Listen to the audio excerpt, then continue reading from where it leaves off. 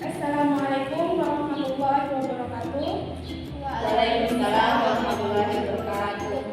Syukur kita haturkan kepada Allah Subhanahu wa Ta'ala atas berkat nikmat dan kesehatan yang telah diberikan kepada kita sehingga kita bisa berkumpul di tempat ini. Tidak lupa selawat serta salam kita haturkan kepada baginda Rasulullah SAW. Sebelumnya, perkenalkan kami dari kelompok 7. Saya Dewi Masito sebagai moderator dan teman-teman saya Desi Yunardi Nama sebagai pemateri pertama. Saya Florentina Making sebagai pemateri kedua. Saya Siti Hardian Cikina sebagai pemateri ketiga.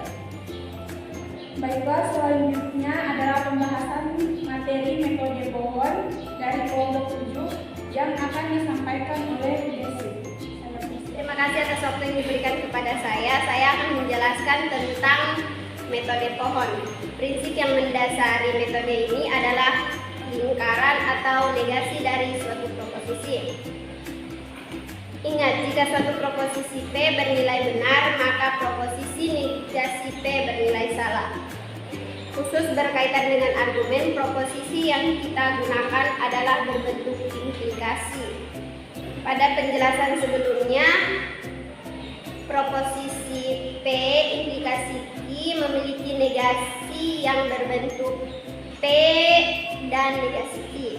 Dalam hal ini, jika proposisi P maka Q benar, maka proposisi P dan negasi Q bernilai salah dan sebaliknya. Jelasnya, perhatikan tabel kebenaran berikut ini.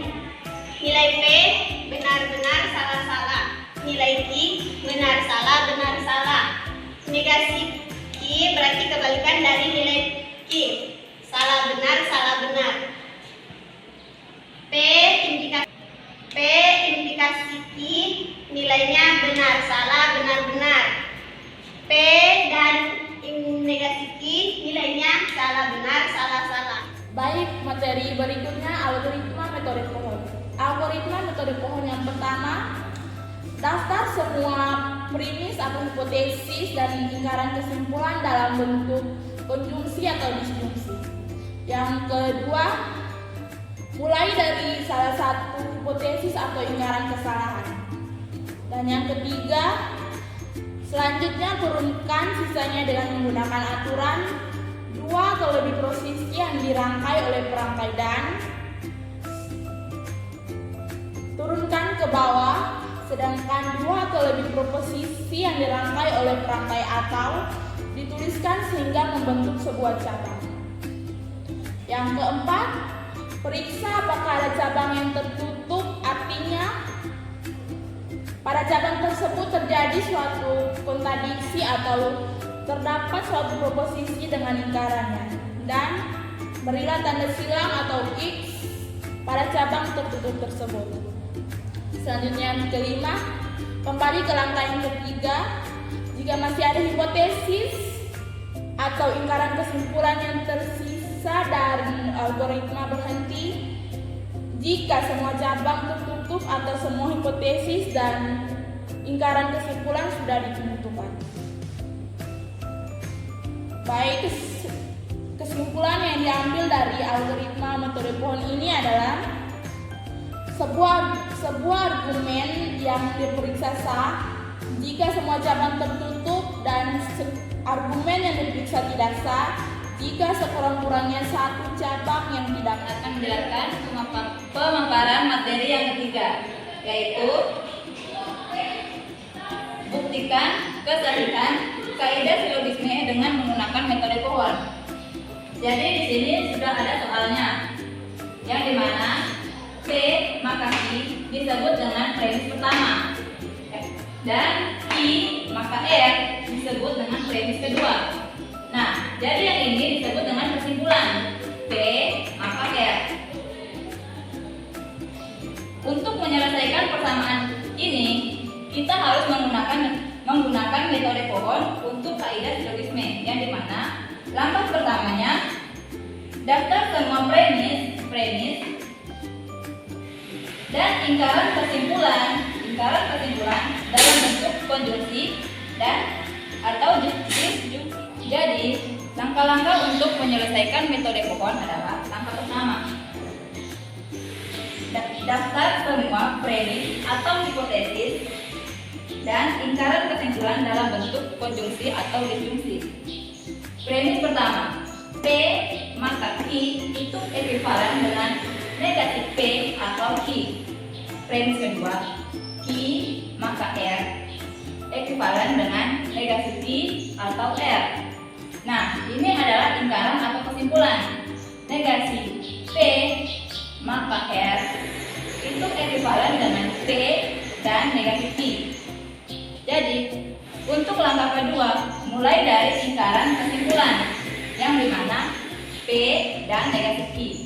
Dan untuk langkah ketiga, ini adalah gambaran metode pohon yang dimana ini P cabang negasi R itu adalah lingkaran atau kesimpulan. Negasi R bercabang dengan premis kedua, yaitu negasi Q dan R. Kenapa disilangkan? Karena negasi R bercabang dengan R itu cabangnya akan tertutup. Nah, sedangkan negasi Q itu bercabang dengan premis pertama.